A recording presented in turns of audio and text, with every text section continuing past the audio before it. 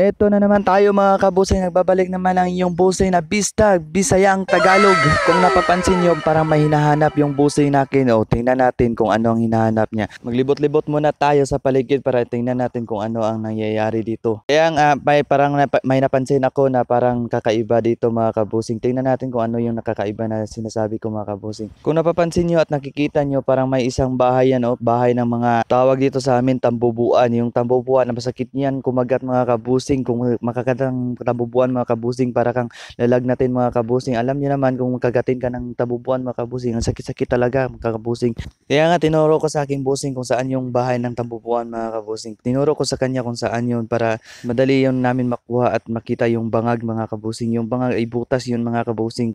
Kaya nga kung napapansin nyo ay may hinahawakan yung busing natin mga kabusing. Kaya ang gagawin niya dito sa lokay na ito, kung ano bang ginagawa ng busing ko napakasaklap talaga, parang hindi umaapoy yung kanyang hinahawakan. Kaya sindi-sindi lang siya ng sindi. Sindi-sindi na lang siya para nga sunugin yung bahay ng tambubuan mga kabusing. Sunugin namin yung mga kabusing. Kaya tinitingnan ko yung asan yung butas ng tambubuan mga kabusing para walang makalabas ba.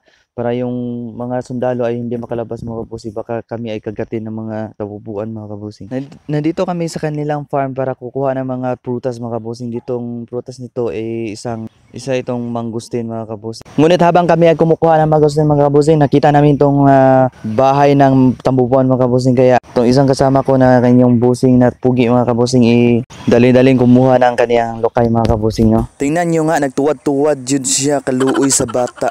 Hindi yun masisigay yung kanyang lokay. Oy, grabe kaluoy yun kaayo. Na problema na lang yun siya mga kabusing kung unsaon niya pagsunog ning ato ang tambubuan mga kabusing. Grabe yun kay ka-problematic ni ato ang busing ba 2,000 years later. Sa wakas na umapoy na nga yung kanyang lukay mga kabusing at kaya na yung sunugin yung bahay ng tambubuan mga kabusing. Ready na siya sunugin yung kanyang bahay ng tambubuan mga kabusing. Malakas na yung apoy ng kanyang lukay mga kabusing. Tingnan nyo mga kabusing. Tinuro ko pa yung mga bahay na tabubuan mga kabusing kung saan yung susunugin mga kabusing. Tingnan nyo ang kaniyang position mga kabusing. Ready to run yan mga kabusing. Ready to run yan ang ating busing mga kabusing. Ready to run. Tingnan nyo ang kaniyang ready to run. Sana all. Ang ganyan talaga ang ready to run mga kabusing. Sa wakas sinunog niya yung bahay ng tabubuan mga kabusing at walang lumipad mga kabusing yung tabubuan namin mga kabusing.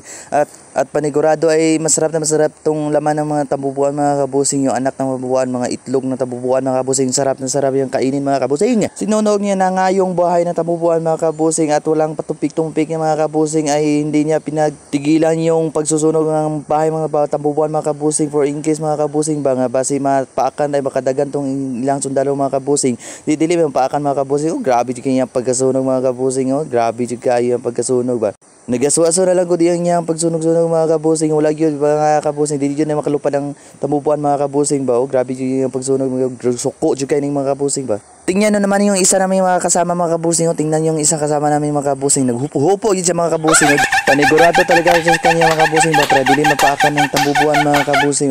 Yung paragon sundalo na parang atras sa bante yung mga kabusing. Tagong-tago talaga kabusing ba. Para panigurado yung di matay ba. Dili mapaakan ba. Kaya ito na nga mga kabusing at natapos na pagsunog ng tambubuan mga kabusing at kinuha niya yung ang apoy-apoy mga kabusing ba para madaling masarap na kainin nito mga kabusing.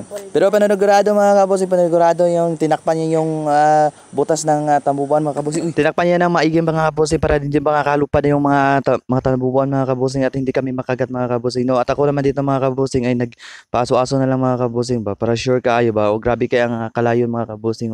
Grabe jud kaya ang kalayon ako mga kabusing para pang sure din ako mga kabusing basi mulupad ba.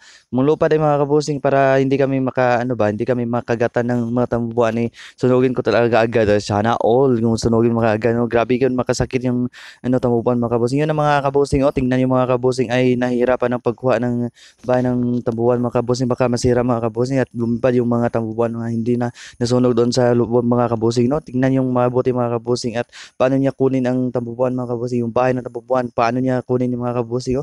Tingnan niyo mga kabusing kung ano kaya ang gagawin niya mga kabusing at binali niya ang sanga ng mangustin mga kabusing at binali niya talaga mga kabusing at hirap na hirap siya kasi hindi na madaling baliin ang sanga ng mangustin mga kabusing. Tingnan niyo mga kabusing at pinitpit niya na mga kabusing ang kanyang tambubuan mga kabusing. at kanyang inilagay sa kanyang sako. Ayun lang mga kabusing at maraming salamat. Doon lang tayo mga kabusing.